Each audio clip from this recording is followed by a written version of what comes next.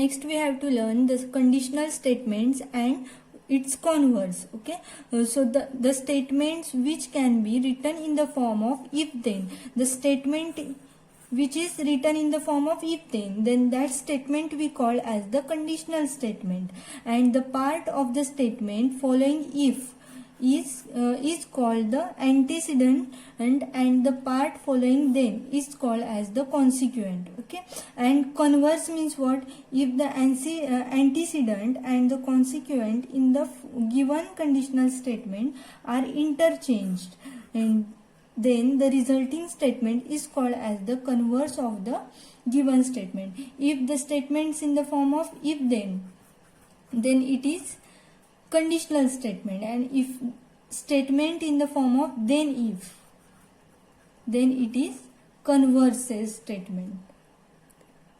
So practice set 1.3. Question number 1 is write the following statement in if then form. So in that first statement is the opposite angles of parallelogram are congruent. So how we written this statement in if then? So if the quadrilateral is parallelogram, then its opposite angles are congruent. Okay, if the quadrilateral is a parallelogram, then its opposite angles are congruent. Now next question is the diagonals of rectangle are congruent. This statement we written as if the quadrilateral is rectangle, then its diagonal are congruent. Okay, so next statement is in an isosceles triangle the segment joining the vertex and the midpoint of the base is perpendicular to the base.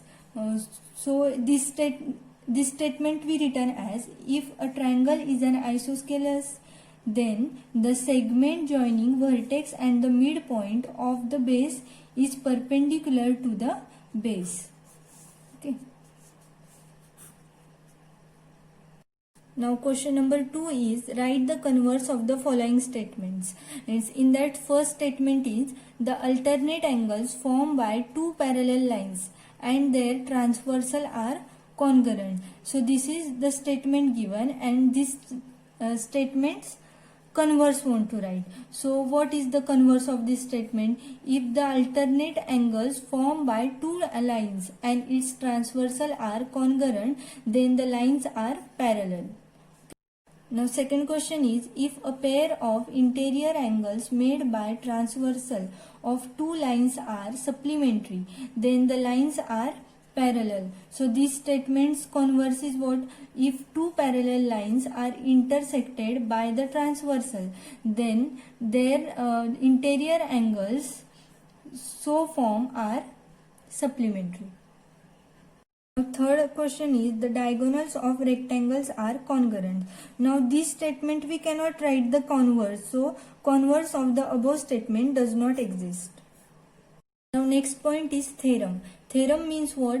Here one statement is given to us, and with that statements we have to write the diagram given to what want to prove that, right? And that statement's proof, right? So here one statement is given to us, the opposite angles formed by two intersecting lines are of the equal measures. It means what? Given the opposite angles formed by two intersecting lines. So two intersecting lines draw, and the opposite angles, these opposite angles are what want to show? Equal measures. They have equal measures that want to show. These opposite angles are equal measure that want to show. So first draw two intersecting line, and let us name it AOB and DOC.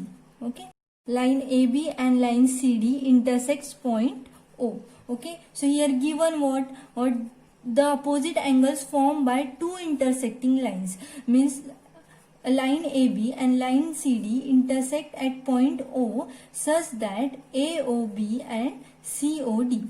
Okay, and to prove, what want to prove? The measures of opposite angles are equal, that want to prove. Therefore angle AOC and angle DOB is equal to, and angle BOC is equal to angle AOD, that want to show. Okay, and how we prove this?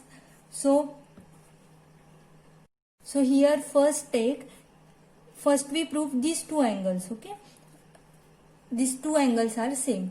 So here take this one angle and this one angle, and then this angle and this angle. Okay, so these two angles are what is this? These are the angles in linear pair. So write it, angle AOC plus angle BOC is equal to 180 degree. So sum of measures of angles in linear pair is 180 degree. Therefore we written here angle AOC plus angle BOC is equal to 180 degree.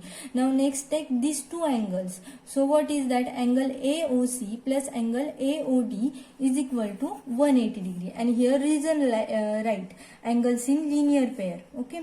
So from these two, from this equation 1 and 2, here are 180, here are 180. So that we return from 1 and 2, angle AOC plus angle BOC is equal to angle AOC plus angle AOD. Okay. Now here is AOC, here is also AOC. Then AOC get cancelled. And what remain then? Angle BOC and angle AOD. Angle BOC and angle AOD. So hence we prove this. So similarly, it can be proved that angle BOD and angle AOC. Similarly, we can prove this also.